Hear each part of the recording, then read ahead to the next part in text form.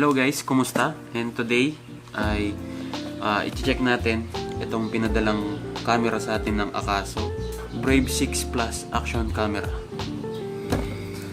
So walang nakasulat na specs sa box at buksan na natin agad. So ipapag-giveaway ko tong camera na to, kaya kung paano sumali, abangan nyo na lang sa dulo ng video guys. So guys, buksan na natin. Yung link nito, ilalagay ko sa description. Pwede nyo siyang bilhin sa Lazada. Ayan. Ang price niya ngayon sa Lazada is 5,200 pesos.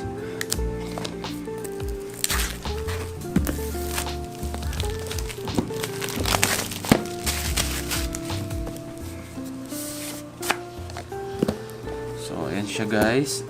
Sealed. Di pa ito nabuksan.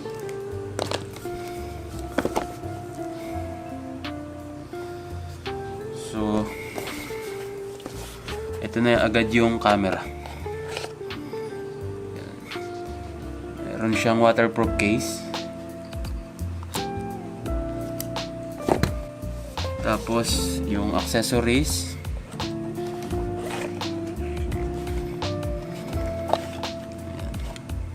Nakabag din, ano? Ganda ng packaging, ha?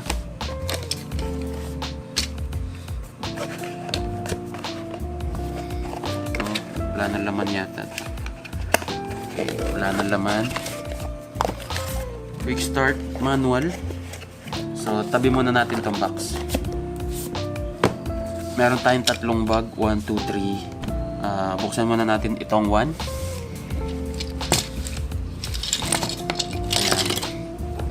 Mga assorted mounts lang din. Ayan. Ayan, helmet mount. Straps, ayan, velcro. Ayan, mga basic na mounts lang. Tapos yung number 2, meron tayong remote.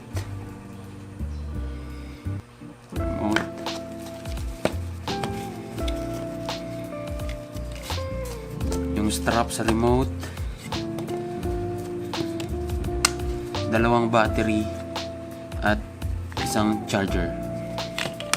Tapos yung huling bag, ayan, extra double-sided tape, microfiber cloth. So kung hindi mo siya gagamitin sa tubig, ayan, meron tayong non-waterproof door. Tapos metal strap, cable ties, at USB cable. Meron siyang USB-C. So, itong Akaso Brave 6 Plus, wala siyang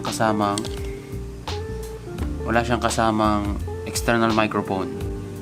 Hindi pa daw na release yung microphone para dito sa camera na to. So, hindi siya katulad nung isa kong nireview yung camera na from Akaso din, di ba?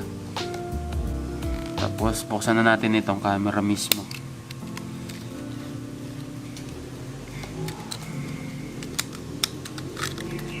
Ito siya guys. Ayan. So meron tayong battery door, power button, select button at mode button siguro to. Dito yung USB at HDMI cable, yung SD card at battery magkasama na. So try natin. Meron akong SD card dito. Tapos check natin kung may karga itong mga battery.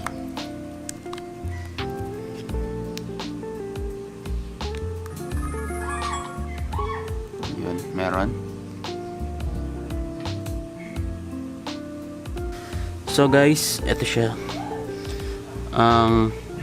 Kaya niya mag-shoot hanggang 4K 30 FPS. Ayan. Tapos 2K 30 FPS. Tapos sa 1440p 60 fps.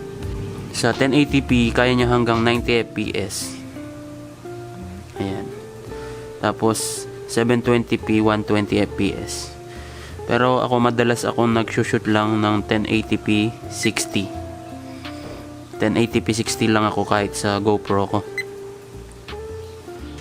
So ayun guys, ngayon testingin natin. Ito yung setup. Gamit ko yung waterproof case, ayan, at yung non-waterproof door.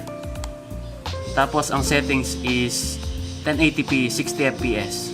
So tignan natin yung quality niya, ano. Yun.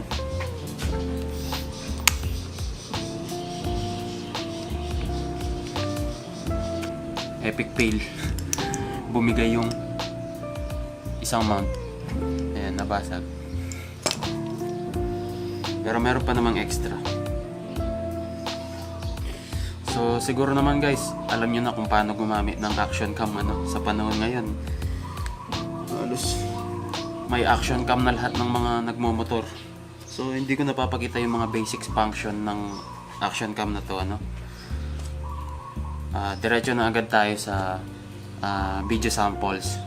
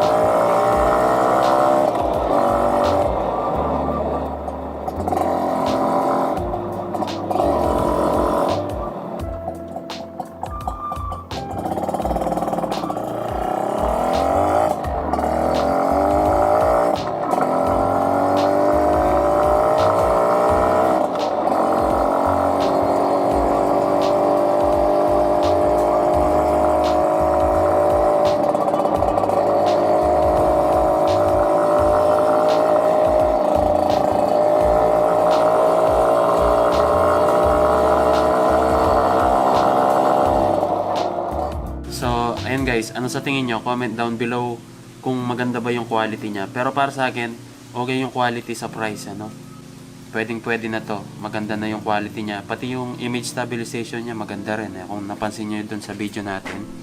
Ipapag-giveaway ko na to. Alam nyo naman na hindi talaga ako nagre-review ng mga camera, ano guys. Kaya pasensya na dito sa review kung hindi ganun kaganda. Pero ayan, papag-giveaway ko na siya. At ang kailangan nyo lang gawin is mag-comment kayo dito sa video na to, tapos i-print screen, tapos punta kayo sa page ko at i-comment nyo yung photo dun sa post ko tungkol sa vlog natin ngayon na to. Ayan, dapat talaga DT part 5 na tayo, kaso hindi ko siya natapos, kaya inuna ko muna tong camera review natin. Hanggang dito na lang tong vlog na to. Good luck sa lahat ng sasali at kita-kits sa susunod na vlog.